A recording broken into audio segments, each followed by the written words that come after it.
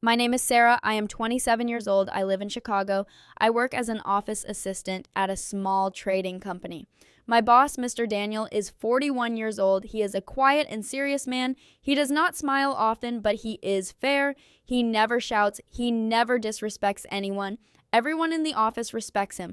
I had been working for him for 2 years. I needed this job. I was supporting my mother and my younger brother. My father had passed away 3 years ago, and I became the only person earning money in my family. This job was not just a job for me, it was everything. Daniel was married to a woman named Claire. She was beautiful and elegant. She sometimes visited the office and brought homemade food for the staff. Everyone liked her. They seemed like the perfect couple. Daniel never talked about his personal life at work. He was always professional. He came in early, he left late, he worked harder than anyone else in that office. But then something changed. It started slowly. One Monday morning, Daniel came in looking different. His tie was loose, his eyes were tired, he sat in his office and did not come out until noon. I thought maybe he was sick. I did not ask. He was my boss. It was not my place. The next day was the same, and the day after that, he stopped joining the team for lunch. He stopped responding to emails quickly. He started keeping his office door locked for hours. People in the office began to whisper. Some said he was having problems at home. Some said the company was losing money. Nobody knew the truth. 3 weeks passed like this. Then one Thursday evening, everyone left the office early. There was a staff celebration at a restaurant nearby. I did not go. I had to finish an urgent report. I told my colleagues to go ahead. I would finish my work and go home. By 8:30 in the evening, the office was completely empty. It was just me sitting at my desk, finishing my report. I was tired. I wanted to go home.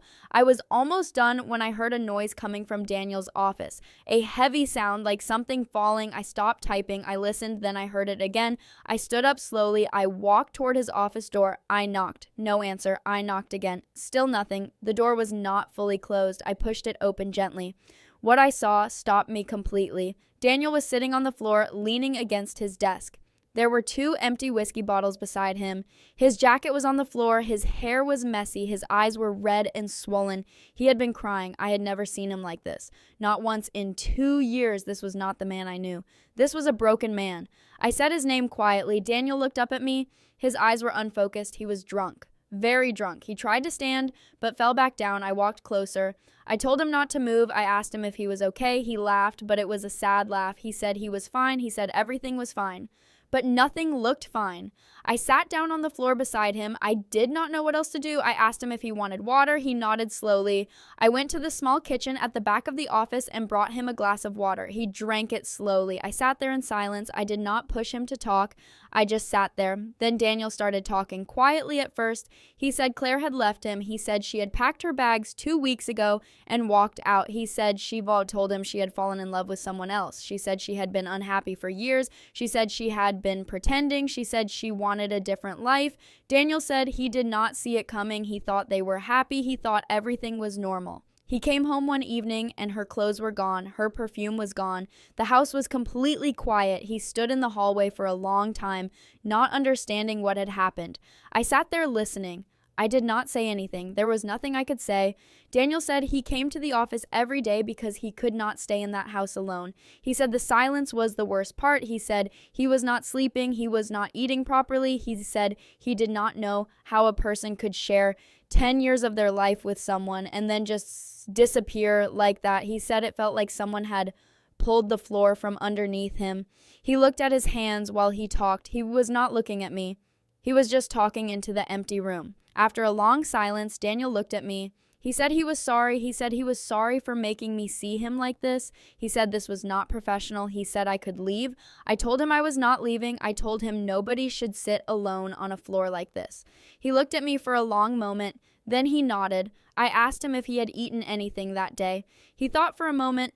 He said no.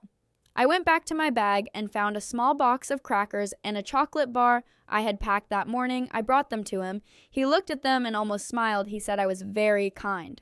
We sat on that office floor for almost 2 hours. I did not check my phone. I did not think about the time. I just stayed. Daniel talked a little more. He talked about when he first met Claire. He talked about their first apartment. He talked about a trip they took to Portugal years ago. He said she used to laugh at everything. He said he loved that about her. His voice was soft when he talked about her. You could hear the pain in every word. By 11 at night, Daniel was calmer. The alcohol was slowly leaving his body. I helped him to the small sofa in his office. I brought him more water. I turned off the main office lights and left the small lamp on. He told me to go home. He said he would be okay. I told him I would call a taxi for him. He said his driver would come if he called.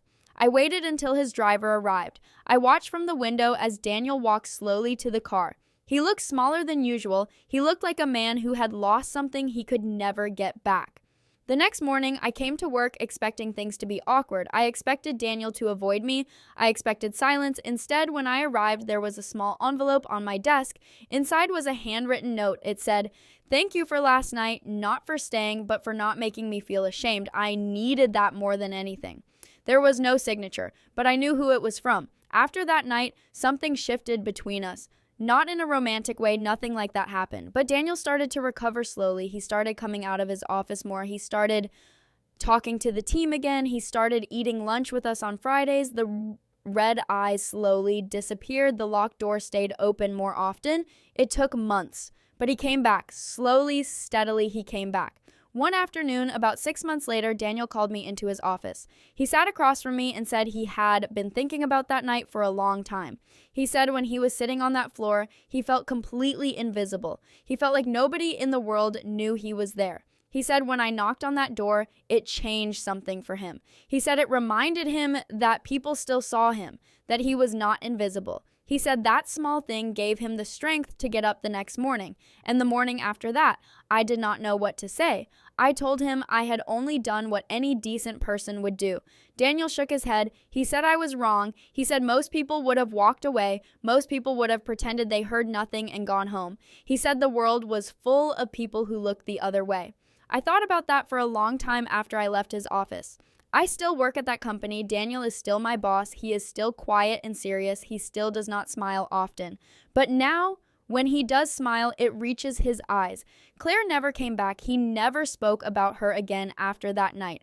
He moved to a smaller apartment. He started going to the gym in the mornings. He started reading again. He built a new life, a quieter one, but a real one. I never told anyone about that night. Not my mother, not my friends. It was not my story to share. It was his. Some nights I think about him sitting on that office floor, broken and alone, with 2 empty bottles beside him. And I think about how close I came to just packing my bag and going home. I almost did. I almost walked past that door. But something made me stop. Something made me knock. And I am glad it did, because sometimes one small decision changes everything. Not just for one person, but for 2.